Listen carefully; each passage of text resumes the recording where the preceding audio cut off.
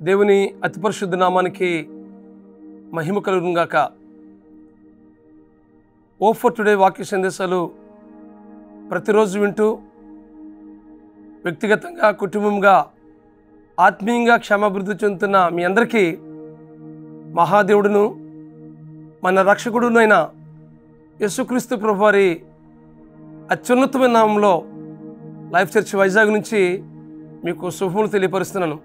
ఈరోజు నహూము గ్రంథం 1వ అధ్యాయం 7వ వచనాన్ని చదువుకుందాం. నహూము గ్రంథం 1వ అధ్యాయం 7వ వచనం. యెహోవా ఉత్తముడు, శ్రమదినమందు ఆయన ఆశ్రయదుర్గము, తన యందు నమ్మిక ఉంచు వారిని ఆయన ఎరుగును. ఈ వాక్య భాగంలో మనం గమనించినప్పుడు యెహోవా ఉత్తముడు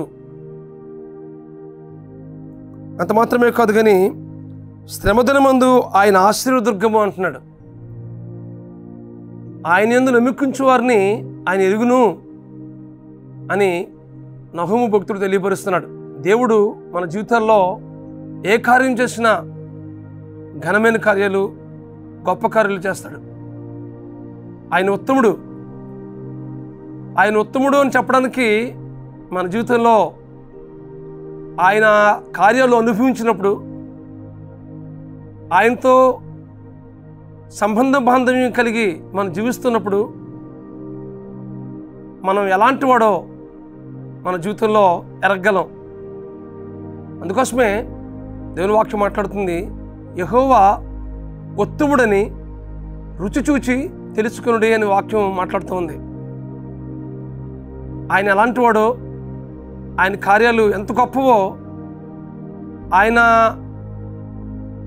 ఎంత ఘనమైన కార్యాలు చేయడానికి శక్తిగల దేవుడో, మన ఆయనతో ప్రతిదినం సమయం గడిపినప్పుడు, ఆయనతో సంబంధ బాంధవ్యం కలిగి మనం బ్రతుకుతున్నప్పుడు మన జీవితంలో ఆయన ఎంత ఉత్తముడో, ఆయన ఎంత ఉత్తమమైన గలవాడో మనం చెప్పగలం. అంత మాత్రమే కాదు, కానీ శ్రమదినమందు ఆయన ఆశ్రయదుర్గము అంటున్నాడు. మన జీవితంలో ఎదురవుతున్న ప్రతి శ్రమలో ఆయన మనకు ఆశ్రయదుర్గంగా ఉన్నాడు. దావీదు జీవితంలో మనం చూసినట్లయితే ఎన్నో సమస్యలు ఎదుర్కొన్నాడు. ఆయన దేవుని చేత అభిషేకించబడ్డాడు, రాజుగా ఎన్నుకోబడ్డాడు. కానీ తన జీవితంలో ఎన్ని ప్రతికూలమైన అనుభవాలు పొందుకున్నాడో,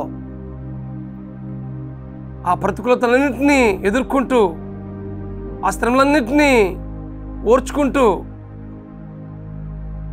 ఆ సమస్యల వెనుక, ఆ శ్రమల వెనుక దేవుని ఆశ్రయిస్తూ బ్రతికాడైన. ఎంత గొప్ప అనుభవం! మన జీవితంలో ఎదురవుతున్న ప్రతికూలమైన పరిస్థితులు, ఆయా సమస్యలు మన ముందు చుట్టుముడుతున్నప్పుడు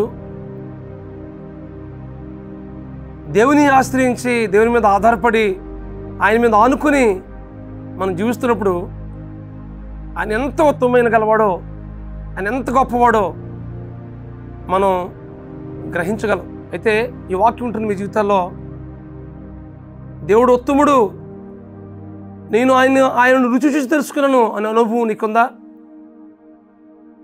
అలా ఉన్నట్లయితే దేవునికి స్తోత్రం. లేకపోతే కనుక ఇదేనా దేవుడు నీకు ఒక భరోసా ఇస్తున్నాడు.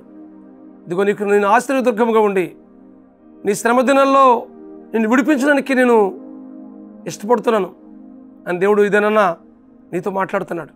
ఆయన గొప్పవాడు, ఆయన ఉత్తముడు. మన జీవితంలో ఉండడానికి ఆయన ఇష్టపడుతున్నాడు. అయితే ఆయన ఆశ్రయిస్తే మన జీవితంలో గొప్ప మేలు పొందుకుంటాం. దేవుని ఆశ్రయించి మేలు పొందుకునే వారు ఎంతోమంది ఉన్నారు. దేవుని వాక్యాలు మనం గమనించగలం. కాబట్టి ఈ వాక్యం ఉంటుంది మీ జీవితాల్లో, ఇదిగో ప్రభువా నిన్ను ఆశ్రయిస్తాను ప్రభువా, నీ మీద సంపూర్ణంగా అనుకుంటాను ప్రభువా, నీ యందే విశ్వాసం ఉంచుతాను ప్రభువా అని దేవుని మీద సంపూర్ణంగా అనుకుని ఆయన ఎందుకు విశ్వాసం ఉంచినట్లయితే నీ జీవితంలో గొప్ప కార్యాలు చేస్తాడు.